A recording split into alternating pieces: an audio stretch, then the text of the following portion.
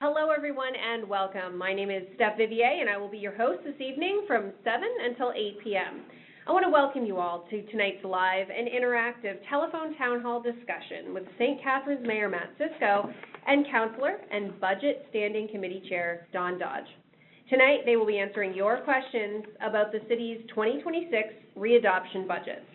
Right now, we are calling you and thousands of your neighbors from across St. Catharines.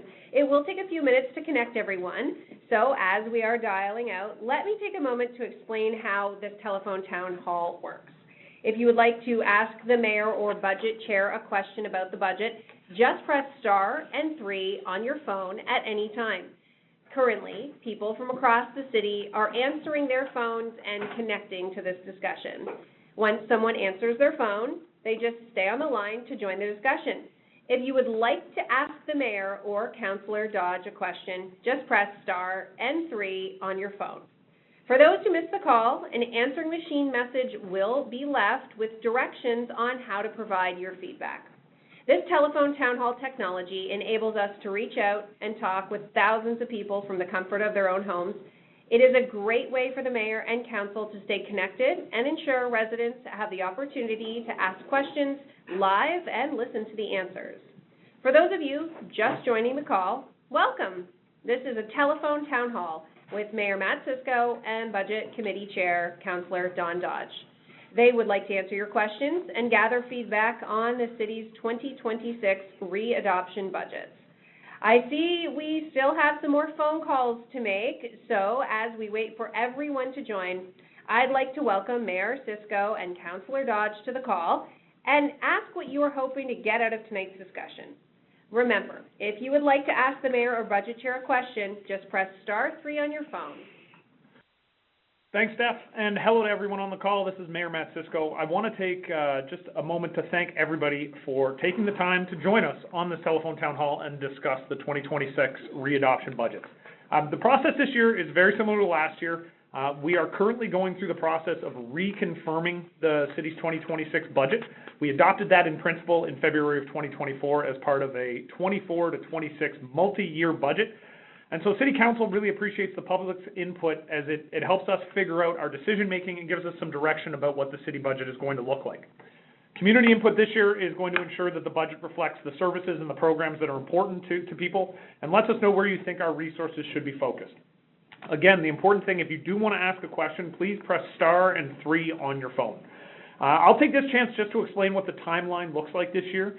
On October 10th, staff published their proposed changes to the 2026 readoption budgets, and last week on October 15th, staff presented those changes to council and to the community.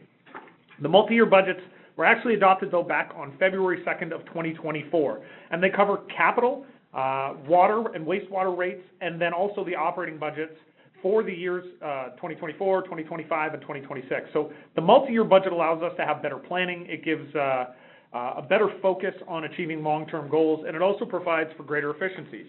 It also creates more predictability, which we think is forward-looking, and it lets us evaluate and enhance our financial sustainability and makes us a little bit less vulnerable to some of the changes that might happen.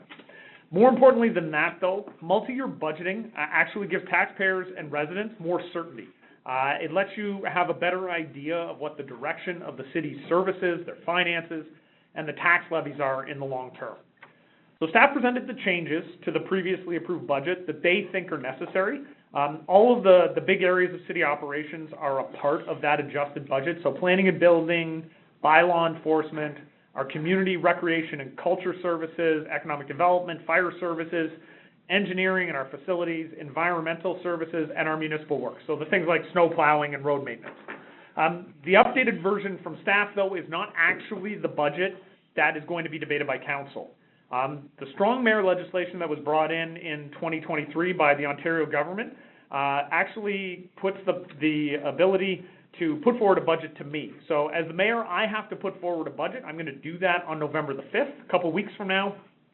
The goal is for that budget to be affordable, and the goal is for it to align with the feedback we get from different public engagement, like tonight, while also making sure we're keeping up with what our city's strategic plan is. I will say for the last couple of years, the telephone town hall has been a great way to reach out to more people in our community. This is the best engagement technique we have, and I really do appreciate the people who are on the line. I want to just remind you before I hand it over to Councillor Dodge, our budget chair, if you do want to ask a question, please press star and 3 on your phone. Councillor Dodge? Thank you, Steph, and thank you, Mr. Mayor. It's Councillor Dawn Dodge here, the chair of the city's Budget Standing Committee. Thank you to everyone for joining us tonight. Under the Strong Mayor Power legislation, councillors will have the opportunity to bring amendments to the mayor's budget once presented and prior to the final budget readoption. I've been a councillor for 21 years, and I can tell you that the feedback from the residents is important to the mayor and to council, and it is particularly important to me as the chair of the Budget Committee. In addition to this town hall tonight, public engagement will continue from now until November 12th, at which point councillor amendments are due. And tomorrow, Wednesday, October 22nd at 6 p.m., you can join us for a budget open house at the Kiwanis Aquatic Center to ask us questions and give us feedback. Or visit www.stcatharines.ca/budget to learn more about the proposed budget changes and the 2026 readoption budgets. You can also email your questions to myself, your ward councillors, Mayor Cisco at mayor@stcatharines.ca, or to the budget at stcatharines.ca. In the meantime, if you like to ask us a question on tonight's call, just press star and 3 on your phone at any time. Thank you, Councillor. Great information. And for those of you who are just joining us on the call, we are here at tonight's telephone town hall discussion with St. Catharines Mayor Matt Cisco and Councillor Dawn Dodge. Tonight you'll get a chance to ask your questions and share your thoughts about the city's budget in a real-time interactive environment. And if you have a question for Mayor Cisco or Councillor Dodge, press star 3 on your phone at any time.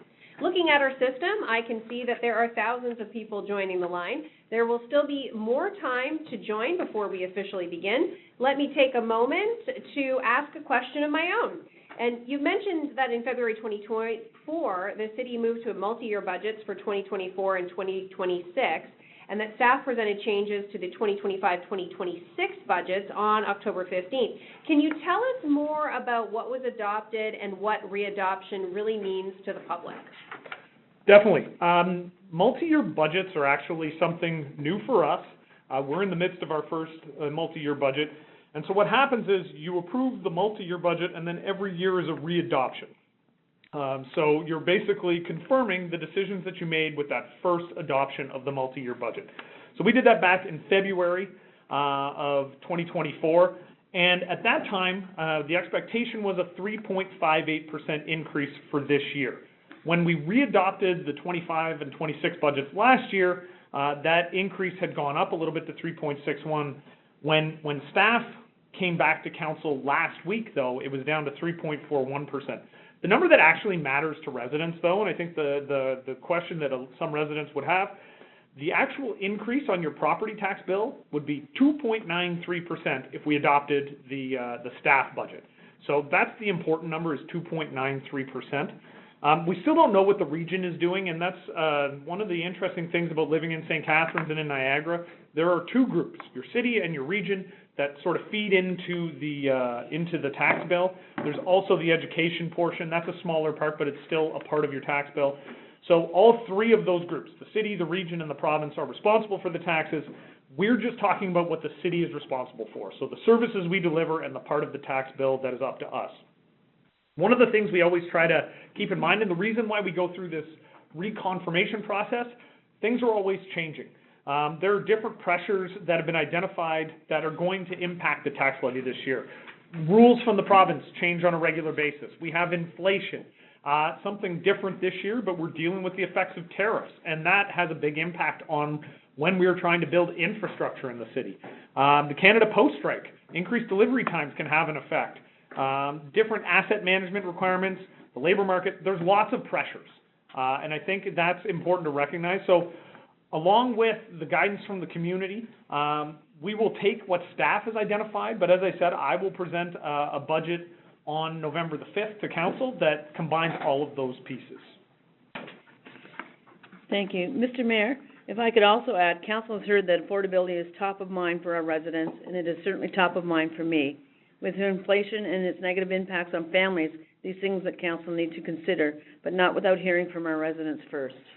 Thank you for that information, Mayor and Councillor. And for those of you who are just joining, welcome to St. Catharines Telephone Town Hall on the city budget. If you have a question this evening, just press star and 3 on your phone at any point. Let's go to the queue now and answer some questions. And our first one was emailed into the Mayor's office. How is the public space use bylaw being funded? I know it has a pretty big price tag. Mayor? Yeah, so that's a good question. The public space use bylaw was something that came in this year, and it came with a price tag up near $750,000 for all of the enforcement. We didn't want to put that all on the tax levy, though, and so a large portion of that this year is going to be from our reserves, because this is also a program, we want to see how it works. This is a new bylaw, and so we've added some staff to try and deal with the garbage problems that we've seen in our parks, and to deal with, those situations where encampments need to be removed because they're too close to an elementary school or they're too close to a playground. And so the total cost there, it's about $350,000 on the tax bill, which is a pretty small amount considering. But for that, we have pretty big expectations. We want to see the encampment issues in the community not in those areas where we have sensitive uses. As I mentioned, you have things like elementary schools. You can't set up an encampment within 100 meters of that. You can't set up an encampment within 50 meters of a playground where kids are playing, or within 30 meters of a residential property line. So one of the problems we've run into is some of our trails in the city. We've had encampments being set up right against people's back fences. We know that's not appropriate. We need staff to be able to deal with this. There are a lot of services that the people in encampments need, but those services are delivered by the regional level of government with support from the province. The city has to be responsible for the safety of our parks and our situations where our residents are spending their time within our community. So the cost that we're spending, the amounts of money that we're spending on those costs is going to be split between our reserves and from the levy. So it's a pretty small impact on the tax bill, but we're hoping it'll make a very big difference. Thanks for that answer, Mayor. All right, let's go to the phone now, and just a reminder, if you do want to ask a question, it is star and 3 on your phone. Our first question from the phones is from Stephen, and Stephen has a question about homelessness. Stephen, what is your question? Hi. Just wondering how much money of the budget is actually set aside for homelessness, and is there any plan in the future to try and rein that in? Thanks, guys. There definitely is. I kind of mentioned it a moment ago, but I think it's important to recognize dealing with the actual issues around homelessness, like that is a regional level of government responsibility. They are funded to a large part by the province as well, so it falls in those two areas. We have seen, though, over the last couple of years, our costs here at the city continue to increase because of issues related to homelessness. I talked about the public space use bylaw. I mean, that's a $700,000+ issue this year. We actually did a little bit of investigation work last year because we wanted to be able to better understand how much we were spending on those downstream issues.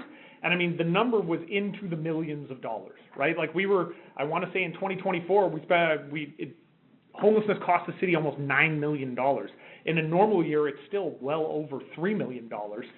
When we talk about the encampment cleanups that we've had to do and the fire calls that we're experiencing, our fire department winds up having to go to these encampments and deal with issues around propane tanks, and our emergency services get called out. So one of our goals is to push the upper levels of government to properly fund the services that are necessary. If they can do that, that's going to decrease our costs here at the city, and that should lead to us spending less money on these issues and more money on the issues that, residents have made very clear they want to see us actually spending our dollars on. So I appreciate the question, and like I said, we're going to work on this to try and lower that number as much as possible. Well, thank you, Stephen, for the question, and thank you so much, Mayor, for the answer. Let's go to a question that was emailed in advance to the Mayor's office. And this question is, I take my kids to Hoppy Rolf's, but there is a lot of work that needs to be done. Are there any plans to fix it up? Yes, of course, we do have some stuff on the books for next year, and a couple of the things that we're going to be doing in Happy Ralph's are the barn electrical upgrades, the barn rehabilitation, and then, of course, we're going to be doing some parking lot improvements there. And we're looking at spending of the capital about $575,000 on those three items alone. Great. Thank you so much for the answer, Councillor Dodge. And just a reminder, if you're on the phone and you would like to ask a question, go ahead and press *3. Let's go back to the phone now and go to our next question, which is coming from Audrey. Audrey, you have a question about snow cleanup. Go ahead with your question, Audrey. Oh, I'm giving again, do I?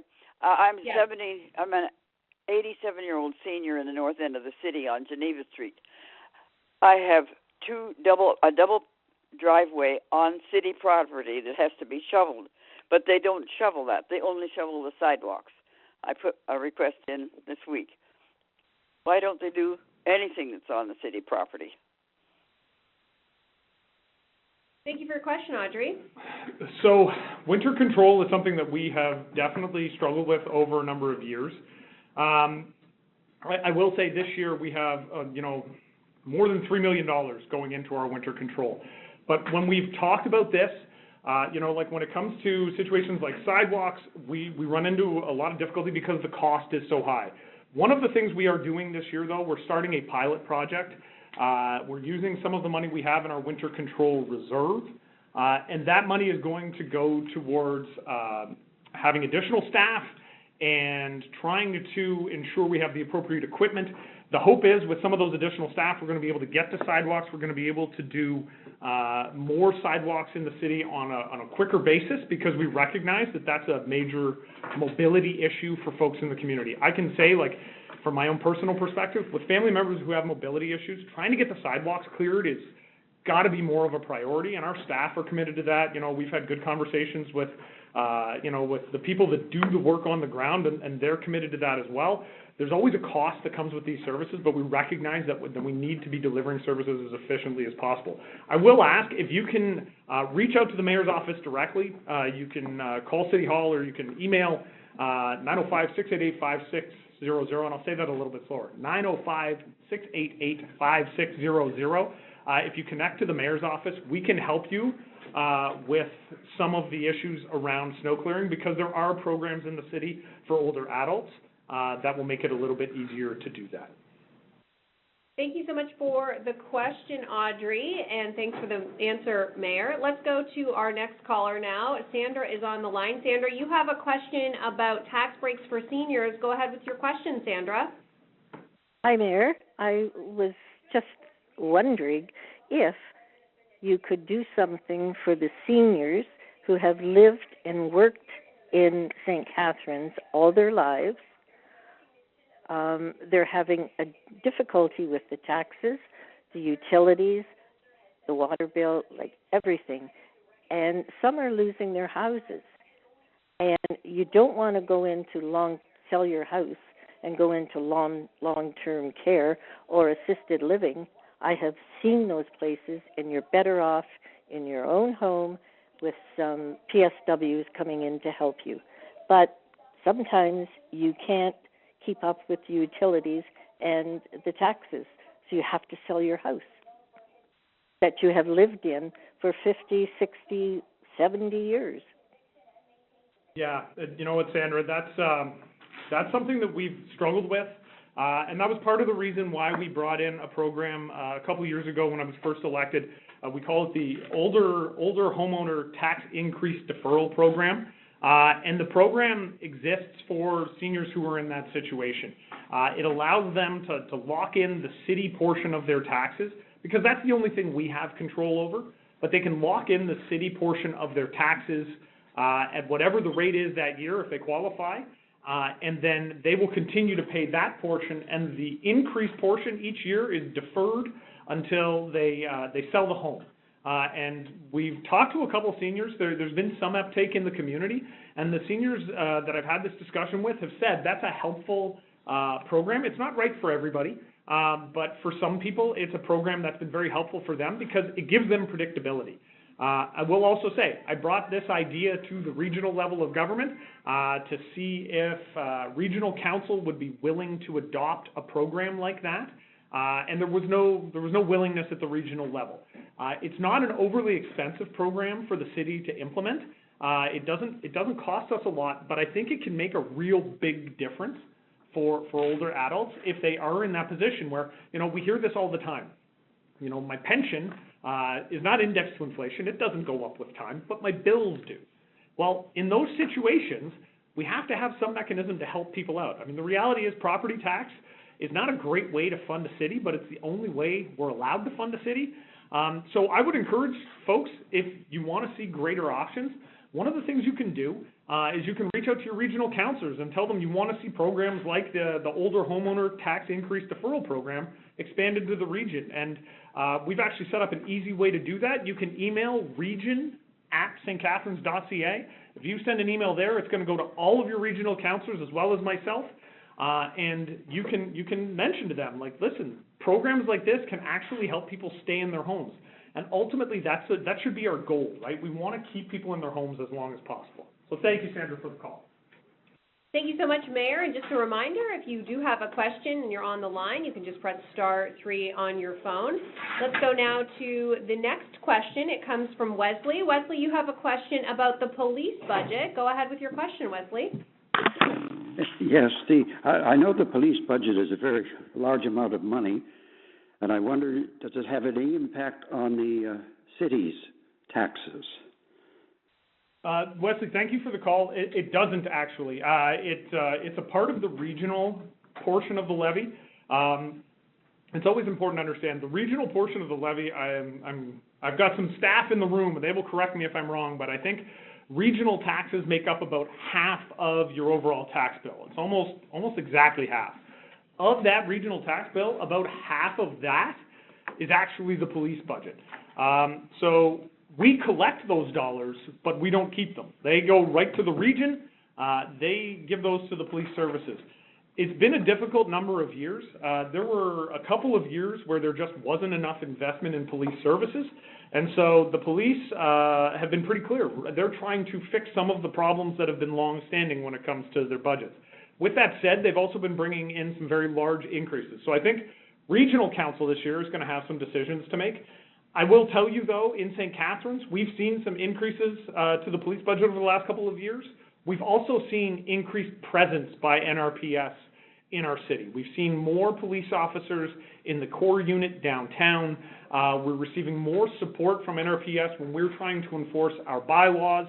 The NRPS is definitely a bigger part of the situation here in St. Catharines now, and part of the reason is because those budget increases allowed them to hire more frontline officers. One of the things that my office hears on a daily basis is that people want to see more police officers. They think there's a need for more boots on the ground, as they say, and so we're trying to balance that with the costs. It's something we're seeing across the province, though. If you look at pretty much any police service budget in the province of Ontario, they have been seeing significant year-over-year increases, and unfortunately, to keep delivering the services we need, I don't know if there's going to be a slowdown in that. But that's not impacting the city side of the budget. That's definitely impacting the regional side of the budget. And thank you for the answer, Mayor. Let's go to our next question now. It's coming from Pam. And Pam, you have a question about speed cameras. Go ahead with your question, please. Hi. I was just wondering whether the city gets any money from the speed cameras, or whether that's the region or the province, or whether it's divided up. And or if it's going to be axed altogether. I don't know if you know anything about that, but I would like to just register my support of the speed cameras. I think they're a good idea. I appreciate that. That is a topic of conversation myself and other mayors across the province have been having. I actually signed a letter a couple of weeks ago encouraging the province to change their mind and keep the speed cameras in place. They chose not to do that. With respect to the money that comes in from the speed cameras, some of it does come to the City of St. Catharines. It's part of the region's Vision Zero program, and we've been pretty clear those dollars are going towards traffic calming. So we're making changes in our school zones, our community safety zones, to try and slow the traffic down on the road so that people don't need the speed camera, because the infrastructure's changed to the point where people aren't speeding, right? There's very clear signals. And if you drive around the city, you'll start to see some of those improvements in different areas. We're doing this with the money. The region is also using some of its money to do the same thing. So if you go into Port Dalhousie right now, you'll notice there's a lot of new traffic calming measures that are on Main Street in front of the elementary school there. And it is doing exactly what it's supposed to do. Not a school zone, but another area where we've been using some traffic calming measures is on Oakdale Crescent. We had concerns from residents on one of the courts there. There was a blind turn and there was traffic coming along Oakdale at very high rates of speed, and it was making it some parts of the day almost impossible to turn out of there with any security that you weren't going to get T-boned by somebody coming around a bit of a blind corner. We put in traffic calming measures, and it slowed traffic down enough that the residents now feel comfortable. They can make a left or a right-hand turn out of that court without any issues, but the traffic is still moving. So that's what we use the speed camera dollars for. I've been very clear. I think speed cameras are the right investment. I know they frustrate individuals. We've proposed a lot of changes because we recognize there are concerns. In St. Catharines and Niagara, the program's been pretty well run. If you go outside of St. Catharines and Niagara, some municipalities have definitely been abusing the speed camera programs. Niagara isn't one of them, but we've proposed changes. We'll keep those hours limited to, during school days. We will look at ensuring that people can't get hit repeatedly when a new speed camera area gets set up. So if you get a ticket, it actually isn't a ticket. The first one's a warning. If you do eventually get a ticket, you can't get a ticket within the next 7 days. Things like that to try and work with the community. Ultimately, the only goal is to slow the traffic down. But when we do collect revenue, that revenue doesn't just go into general coffers. We're using it to build out the roads so that they slow the traffic down as well. And I think that should ultimately be the goal for everybody. Thank you for your question, Pam, and thank you, Mayor, for the answer. I see we are approaching the halfway point through our telephone town hall, which does end at 8 p.m., and we still have lots of time, so if you do have a question on the city's budget, please press *3 on your phone now. I'd like to also let everyone know that everyone on the call at the end will still be able to leave a voice message. So if you don't get a chance to have your question taken live on the air, or if you're comfortable asking your question live, you can wait to the end of our telephone town hall and leave a message. All right, let's go back to our questions now, and Connie is on the line, and Connie has a question for us tonight about looking for an affordable gym option. Connie, what's your question? Hello. Yes, since we lost the YMCA, there really isn't a place for us seniors or even low-income people to join a gym. Seniors, a lot of times we might have surgeries, we can't go for that month, and when you commit to a regular private gym, you're stuck with a contract, so you're paying top dollar, and some months you can't even use it. So with the Y gone, that was an option. At least it was a little amount of money you had to pay, even if you missed for the month. What are we going to do with that Y building also? Connie, I appreciate that. So you got two questions in there. I'm going to try and answer both of them. I'll start with the options, because I think we do have a fair number of options. We have a bunch of different older adult centers in the city of St. Catharines. You've got Dunlop Drive, you've got Port Dalhousie, which are actually now in Port Weller for the time being. We've got the West St. Catharines older adult centers. The membership costs there are pretty reasonable. I think they're about a little bit more than $60 a month. And with those memberships, there's a bunch of things that you can do. I will admit, I learned how to play pickleball at the Dunlop older adult center. I'm sorry, $60 a year. I just want to make sure I didn't miss. I think I said a month there, and that's not right. $60 a year. Like I said, you can play pickleball. That's where I learned to play, and it's part of the reason why we brought in pickleball courts last year and brought about a new project to build them in Burgoyne Woods. But you've also got, fitness classes and yoga and Nordic pole walking and table tennis and badminton, a whole bunch of stuff that I enjoy and other people do, Zumba. But then there's other things as well. You can do bingo and bridge and cribbage and euchre and all kinds of card games. The bottom line is, for $60 a year, that's a pretty good value. And, there's no contract. You can show up when you want. And when I've been to the different older adult centers, we get really good feedback from residents about the quality of those services. We have some really fantastic staff at the older adult centers, and so it's definitely something worth looking at. You can see it on the city's website, stcatharines.ca. All the information is there about what the costs look like, but what sort of services you can access as well. So lots of good options. Thank you so much for the question, Connie, and thank you so much, Mayor. Let's go right to our next caller, and that is Marie. Marie, you have a question about building at the old hospital site. Go ahead with your question, please, Marie. Yes. I was wondering if they're going to build those 9 high-rise apartments on the old hospital site. Okay, Marie, that is definitely currently moving forward. We had a public open house, not last week, but the week before, and the development company that's coming forward with that, they're called Vibe Developments.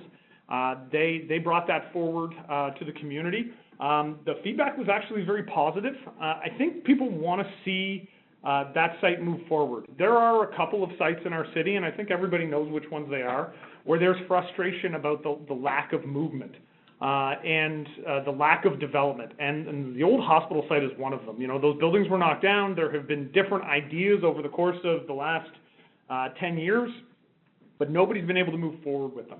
If you drive past, if you go down Queenston Street now, one of the things I get from residents is how happy they are to actually see movement there. The remaining rubble and debris has been cleaned up, the earth is being moved, and the developer is starting to clean up the site. And council had to make a decision a couple of months ago to sort of give permission for that to happen. But I think there's a certain amount of faith on their part that they're going to be able to move forward with this development. And there is also a lot of faith on our part that this developer, they have a proven track record in Kitchener. They have built buildings like this before. And so, the current plans are for nine different buildings there. It's going to take a while to build them out. But I think everybody's pretty happy to see that, there's actually development starting to happen in that location. So we're hopeful. And I will say, one of the benefits to that location, as it relates to taxes in the budget, there's not really any new infrastructure that needs to go there. So we're going to get additional people there. They're going to be paying taxes and property taxes, but we don't have to build a whole bunch of things because it's in an established part of the city. It's already got the infrastructure in the ground. We don't really need to add a whole lot to what the city is paying for. There's not a whole lot there. And it also helps with our vacancy rate, makes it easier for people to find somewhere to live, because I think a lot of people recognize rents in the city right now are very high, and the more units we can bring on stream, especially with a development like this where the developer is proposing a very significant chunk of these being affordable housing, that's going to lower rents in the community, and that is also going to, that's going to be a positive. There is just for those who are interested about this particular development, we actually have a public meeting coming up at council on November the 17th.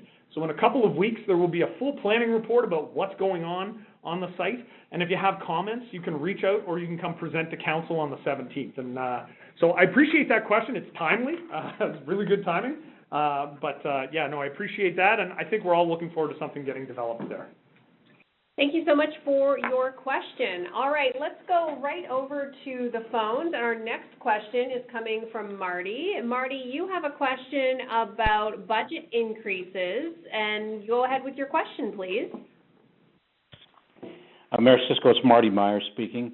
What budget increase are you going for this budget, and what are you doing to reduce spending in the city? One of the things that's really important to me is a politician that is fiscally responsible. I've spoken with Mark Stevens and other councillors about this in the past, and I just think it's a huge issue for all levels of government. Thanks, Marty, for that. I agree with you. I think fiscal responsibility is probably job number one for local politicians and politicians at all levels. My goal and my expectation, I shouldn't say my goal, I will be presenting a budget that comes in below a 2% increase. We have had some pretty good budgets over the last couple of years. We had a difficult year a few years ago as we were coming out of COVID, and we needed to fix some things that we were struggling with at the city. We've been relying on reserves. We didn't have the dollars available anymore. But we made some difficult decisions. One of the commitments we made to residents was we were going to keep downward pressure on taxes for the rest of the term because we recognized that that was the fiscally responsible thing to do. We've done that, I think, over the last few years, and it's a good thing. The regional budgets have been pretty big, and we can't control that, but we've made sure that we're putting the dollars where we need them at the city level to sort of keep spending in check here at the city, and to not expand programs. We get those requests a lot. Every year around budget time, we get groups coming forward and asking for us to expand a program or to add funding for a thing. And it's difficult, but we've, I think, at the city level, gotten pretty good at saying, you know what, no, that's not the right decision for city council to make right now. So, as I said, my increase that I bring forward to council will be below 2%. Council has the ability to make amendments and to decrease what I bring forward or to increase what I bring forward. I think council has gotten the message, and maybe I'll ask Councillor Dodge to comment a little bit about this. I think she's had conversations with our councillors who recognize how important it is to keep downward pressure on taxes, that the community really can't afford big increases this year. Councillor Dodge? Thank you, Mr. Mayor. Absolutely. This council, I can tell you, is very wholeheartedly trying to keep our taxes down as much as they can, and we've been trying to cut where we can and at the same time provide good services to our residents because we know that that's important to them, but we also know that all families are struggling to make ends meet, and we as a city are doing the same type of thing, struggling to meet our commitments and help the residents at the same time by providing good service at a fair price. Thank you, Mayor. Thank you, Councillor, and thanks for that question, Marty. Let's go to Heather now. You have the next question, Heather, and your question is about amalgamating the city and the region. Please go ahead with your question. Hello, Matt and the council. I just am, maybe I'm out to lunch, but why can't, and I'm sure there's a big why, I just think, why do we have two budgets? Matt's talking about, Mayor, is talking about 2%, under 2%. That's great. I live in St. Catharines. I'm a senior now, and I've lived here all my life, and the city isn't the complaint. The city's keeping everything low. I love what Councillor Dodge said. You've got families. You want to live here. Why does the region... Why can't we merge or find a way of cutting, even amalgamating? And I love having all these mayors. I'm probably going to be hated. But we have a nice mayor in Niagara Falls. We have a nice mayor in Thorold. We have a nice mayor in St. Catharines. Why can't we all buddy up, have one mayor? Am I going to have thrown egg? Is there a way that we can amalgamate? Is that a terrible question? No, it's not at all. And you want to know something? You're speaking my language, and I think you're speaking the language of a couple of the other mayors, because several of us have said exactly the same thing. We've been pushing the provincial government now for a few years, and this comes down to a very personal viewpoint, and maybe Councillor Dodge might disagree. I will say, I don't know if we go to one big Niagara city. I've been pretty clear. I don't know if that's the right step, but I think we could definitely decrease the number of municipalities. At the very least, though, and this is the conversation I'm having with the province now, is, okay, the regional government, though, it's really very difficult, right? The mayor of Waynfleet has very different needs in Waynfleet than I have here in St. Catharines. But we both have to go to the regional government to try and get some of our priorities dealt with. And I don't think that makes a lot of sense. So my suggestion to you is, if you believe in this, please send that through to your provincial member of parliament. So your MPP in St. Catharines is going to be either Jenny Stevens, or Sam Osterhoff, send something through to them if you think that's important, because this is one of the things I've been telling residents. You know, the provincial government will make changes if they think residents want changes. They've been pretty clear about that. Some of the mayors and I have been pushing in that direction as well. And if we can't get agreement to amalgamate, well then I think we should download a lot of the stuff that the region does to the individual municipalities and then let 12 municipalities do the work. I think we could also do that, but at least then it would clarify and it would only have one tax bill. I will say I know Councillor Dodge has a slightly different, maybe a much different opinion from me. I'm going to turn it over to her and I'm going to let her have her say as well, because there are a lot of opinions on this issue. Wow, thanks, Mr. Mayor. This is certainly a topic of conversation that has been going on for many, many years, and we all have, you know, the region is here and they provide different services than what we do, so their demands on their physical responsibility are different than the cities, and, you know, I do have a lot to say about it, but I don't think I have enough time to say all the things that I'm thinking, since Mr. Mayor took up so much time in the beginning, sharing his thoughts. Thank you, Mayor, and thank you for that, and Councillor, and thank you for that question, Heather. Let's go to our next question. Michelle, you have a question about homelessness and how citizens can get involved. Michelle, what's your question? Hello, Mr. Mayor, Matt Cisco. It's Michelle Skinner again. Hello. I don't know if you remember me, but I do. Thank you. Thank you very much for remembering me. My question is, I believe that everyone in our city, as well as across this province, can understand that homelessness is a big issue. And not only that, it's tied to several other issues. It drains resources, such as our services with our police services, our ambulance services. It drains resources across several different strata. I'm wondering, sir, if there is a way that the ordinary citizen can help assist each and every community, particularly this community of St. Catharines, reach out to additional resources to help bring in more funding to assist the budget and bringing more services and funding, particularly for our community, to help get the services needed for people who are on the streets so that they can access the resources that are available. Thank you for that, Michelle. And this actually is a good segue for me. One of the things that residents can do, there's a website that was set up by the Ontario Big City Mayors this past year called solvethecrisis.ca. And St. Catharines has actually done a pretty good job so far in going to solvethecrisis.ca and augmenting, you know, the voice of residents in Ontario, the people who live here. We have a number of things that we know, and you know, when we talk about the homelessness crisis, a lot of times people say, "Oh, we've got to look to best practices, and we've got to try and find things that work." The reality is, we know what works. We can point to countries that are doing it better than we're doing it. At this point now, it's just a matter of finding the will to actually do these things, allocating dollars in different ways towards programs we know work.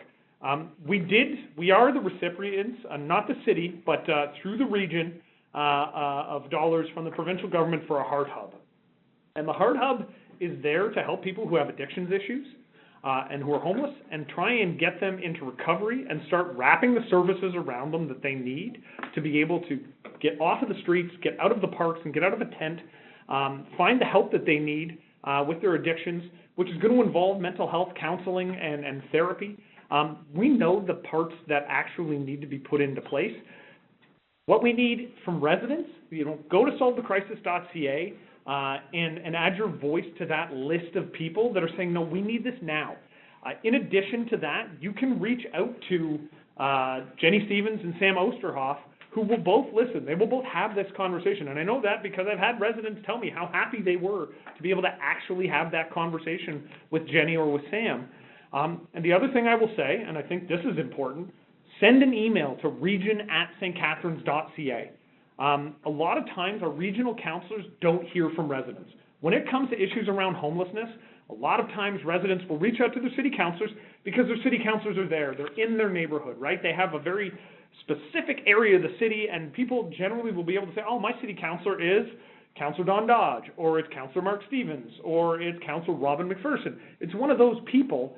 They'll reach out to that person. And it never makes it to the regional level of government, to the regional councilors who are actually responsible for spending the dollars on those solutions that we all know about. Things like supportive housing, right? Things like additional shelter beds in the winter, because we know winter's coming, and that's going to be something I'm bringing to the regional budget conversation. We need to make sure there's enough shelter. So if I can encourage people, go to solvethecrisis.ca. That is a very tangible thing you can do when you're finished on this call, and you can add your voice to the people that are also asking the provincial government and the federal government, hey, we need your help as well, because this problem won't get better unless everybody is moving in the same direction. Thank you, Mayor, and thank you for the question, Michelle. Let's go to our next question from Suji. Suji, you have a question about investment in youth. Please go ahead with your question. Oh, hey, so I was just wondering, like, is there any plan for you guys to invest in youth engagement? Because I feel like in St. Catharines, there isn't a lot of opportunities for us youth to, like, meet each other, you know, hang out or have fun. So I was just wondering, like, is there any plan for you to do that? Like, have a youth, youth program, youth advisory program or something like that? So, Suji, I appreciate the call. Youth advisory program is something that we've had the conversation about. It's a matter of making sure that we've got the right resources behind it. In terms of things that we are doing for youth, we do have a fair amount in this year's upcoming budget that is geared towards the youth in our community. We have a lot of money going into parks revitalizations and building new playgrounds for younger kids, and then new basketball courts and different sporting facilities around the city. We've got more than $2 million going into projects like that to ensure that, you know, there's recreational activities out there in the community for people. We also have, you know, a lot of different programs related to, you know, lifeguard training, for instance. You know, one of the things we've heard from a lot of youth in the community, it's difficult to find jobs. We've invested in lifeguard training to make sure that, you know, young people, if that's the path they're on, they're able to get a job at one of our city pools or one of the private pools that exist in the Niagara region. So we are trying to actively spend money in areas that are going to have an impact on youth, because we recognize, you know, that they have a place in the community, and our facilities need to be working for them as well. Thanks for the question, Suji. All right, let's go to our next question. It comes from David. David, you have a question about public transportation and bike paths. What's your question, David? Hi, I was just trying to figure out if in the new budget there's a kind of, any attempt to kind of increase the services available through public transport to make it a little bit more efficient and more easy to use, more accessible. The same for bike paths, to make sure that there's an expansion of bike paths so that people feel much more comfortable using bikes. And lastly, and I know that this isn't necessarily your purview, but I'm just curious, is there any news about expansion of GO Train in the area? So, David, you had 3 questions in there, so I'm going to try and answer all 3 of them for you. With respect to transportation and transit, I also, one of my jobs is as the chair of the Niagara Transit Commission. We actually just had our budget conversation today, and the Transit Commission, and Councilor Dodge sits on the Transit Commission with me, but we had our budget conversation today, and we do have expansions of public transit in St. Catharines and across Niagara as a part of the upcoming budget this year. One of the things that we are looking at is expanding intermunicipal transit and specialized transit on Sundays and on holidays. We also just passed a master plan a couple of months ago, and that master plan is actually looking at a much bigger expansion over the course of the next 10, 15, and 20 years, where we're going to have more routes across the region, we're going to have more frequency in the city, we're going to have rapid bus transit in a couple of areas. I would encourage you, check out the Niagara Transit website, nrtransit.ca, nrtransit.ca, and you can see the details of that master plan. With respect to bike paths, So we passed the Active Transportation Master Plan last year that calls for a rapid implementation network to be put in place over the first 3 years. You're going to start seeing those improvements this year. Like those improvements in the bike network and the active transportation network are a part of the upcoming capital projects that we're putting in place. So you are going to start to see improvements for bike transit. And then the last question was about Go Transit. We have had a number of conversations with the province. We don't have anything firm yet, but the province did recently announce additional Go service on the weekends, and we continue to push. One of the big things at the region that we're really pushing on, that two-way all-day Go train service. We think that the capacity exists now on the transit system, so we're hopeful that the province is going to hear that message, and we keep pushing, right? Every budget we're advocating to the province. We want to see them put additional Go Transit service into the city, because the reality is, if you've been down to the platform when people are lining up, it's early in the morning, dark 30, and there's a lineup of people on the platform getting ready to get on that train. I think there would be more if there was more service. Thank you so much for your question, David. Teresa, you're next, and you have a question about the homelessness issue and specifically the Reardon units. Teresa, what's your question? Yes, well, we did discuss a couple calls ago about the homelessness situation. I just wondered also if there was going to be more services like the one provided at the Riordan Street. I'm not sure what you term that as.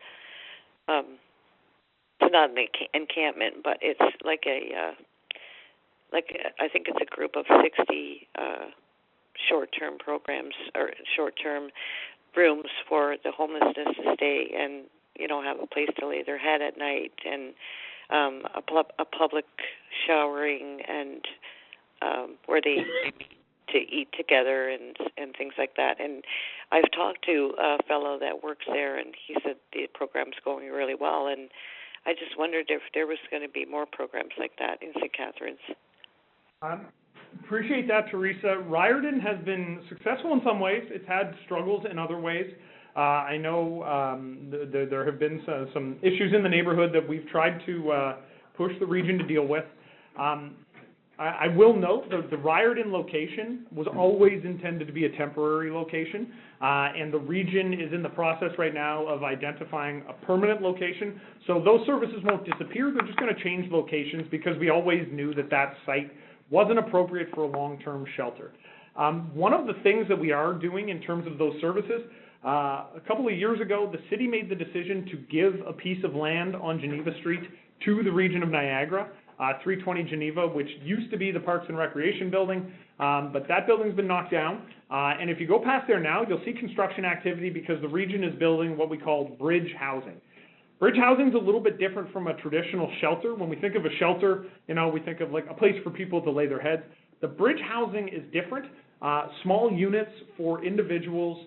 The bridge housing that exists right now in Niagara Falls, it's been pretty successful in helping people who've been homeless for quite a long time get off the street, start to get some of the help that they need, the services, get them connected to health care if they need health care. And this bridge housing project that we're putting in on Geneva Street will be like that. It'll have access to health care for some of the residents. But to help people relearn some of the skills they need to be able to not be living in an encampment, not to be living on the street, but be living in an apartment of their own. And so we think that's a step forward. It'll be another almost 50 units. So that's another 50 individuals that will be off the street. And the goal with that is to move people forward in housing. So, we're not just, I don't think anybody wants to see people languishing in tents in the park when they could be moving on and building a better life for themselves. And that's the intention of the bridge housing, is to help people with the aid that they need to take that next step and get into permanent housing, with the supports that they need wrapped around them. So that's sort of our next phase of this, as we look for a more permanent location for the shelter beds. Thank you for the question, Teresa, and we will take one more question from the phone. Stan, your question has to do with the city's debt. Please ask your question now, Stan. Thank you. Yes, what percentage of our property taxes go to paying off the city debt, and what is current city debt is compared to last year? I can help you with that one. So the outstanding debt right now for the city is just about 83 million. That outstanding city debt is built up obviously over a number of years, correct? We are adding projects each year. Projects are coming off of the debt rolls each year as we pay them off. And I always try to explain it like mortgages, basically. If we're building big capital projects, we don't want to put say a $20 or $30 million project all on the property tax that year, because that is going to lead to big swings up and down with respect to property taxes. So what we do instead is we use our debt payments to be able to smooth out the ups and the downs. The reality is our debt as a percentage of how much we're spending on an annual basis has stayed pretty consistent. We have a rule at City Council that we never want it to be more than 10% of our own source revenues. In my time, in 15 years on council, we've never gone past that. And in fact, it's 8.24% right now, which is at one of the lower rates that it's been. So as a percentage of the amount of money we actually spend, it's actually been getting smaller over the years. And I think that has to do with, good work by council, prioritizing the projects that need to be done, and focusing on the needs, not the wants. And so, on an annual basis, projects come off and we pay off that debt in the same way that people pay off mortgages, and it spreads the cost over a number of years, which I think is a benefit.